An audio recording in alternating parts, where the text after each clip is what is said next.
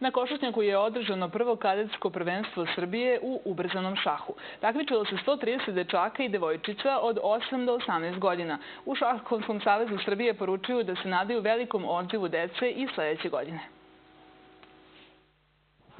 Maksimalna koncentracija i brza ruka takmičara koji, iako još nisu punoletni, pokazuju da su dovoljno iskusni za ovako velika takmičenja.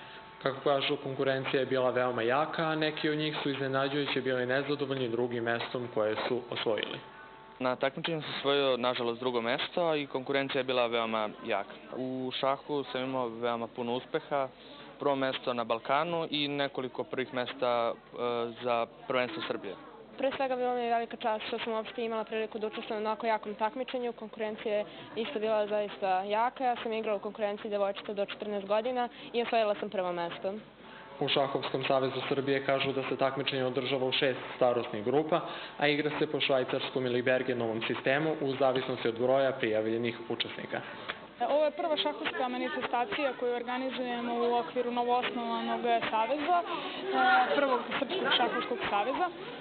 Ovo je kadetsko prvenstvo Srbije u ubrzanom šahu za decu od 8 do 18 godina. Danas smo okupili odličan broj, 130 mališana i njihovih roditelja, pratioca. Vidimo da se teče po planu, da su roditelji prezadovoljni organizacijom i to nam mnogo znači.